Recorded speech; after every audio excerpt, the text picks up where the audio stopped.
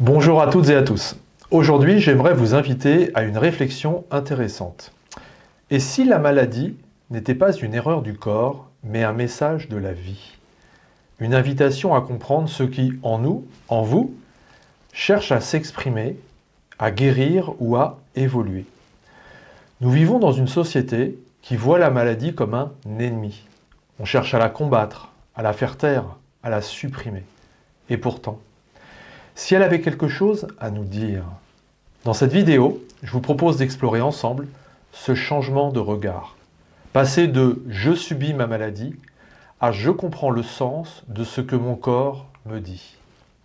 On nous a souvent appris que la maladie venait de l'extérieur, un virus, une bactérie, la malchance ou encore la génétique. Et pourtant, si l'on observe bien, tout ce que le corps fait a un sens et une raison biologique. Le corps ne fait jamais rien contre nous. Il cherche toujours à s'adapter, à nous protéger, à rétablir un équilibre. La fièvre, par exemple, n'est pas un ennemi. C'est un processus de guérison. Une émotion forte, lorsqu'elle n'est pas exprimée, peut parfois se traduire dans le corps. Tout ce qui ne s'exprime pas s'imprime. C'est là qu'intervient une idée qui m'est chère. Le lien entre le psychisme, le cerveau et l'organe. Ce que j'appelle la triade psycho-cérébro-organique.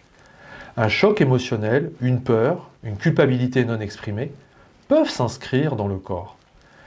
Et la maladie devient alors le langage du corps pour parler à notre conscience. Lorsqu'un symptôme apparaît, il ne vient pas par hasard.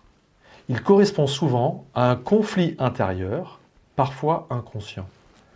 Lorsque le corps cherche à adresser un message, que nous n'avons peut-être pas encore entendu mentalement.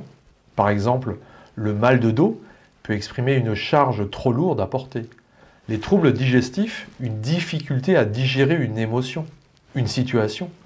Les problèmes de peau, une blessure de contact ou une séparation, ce qui rend les choses épidermiques.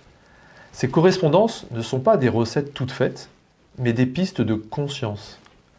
Le but n'est pas de culpabiliser en se disant « je suis malade, donc c'est de ma faute ».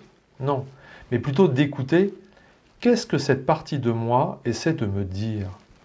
Derrière chaque symptôme, il y a souvent un besoin de repos, d'amour, d'expression, de liberté, de sécurité, etc.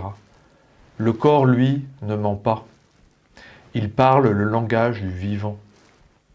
Comprendre le sens de la maladie, ce n'est pas renoncer à la médecine, c'est y ajouter de la conscience. C'est passer du rôle de victime, d'un rôle passif, à celui d'acteur, d'actif.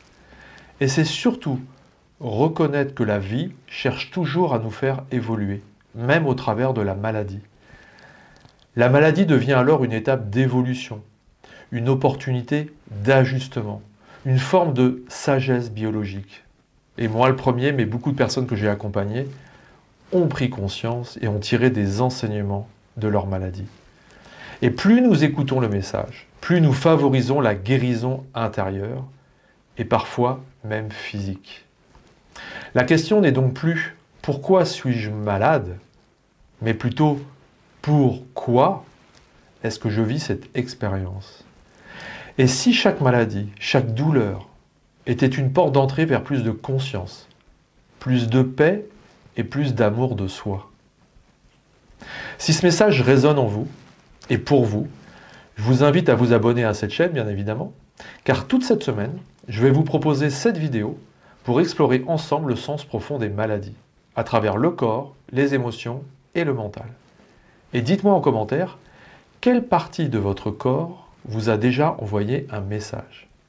Qu'avez-vous compris en l'écoutant?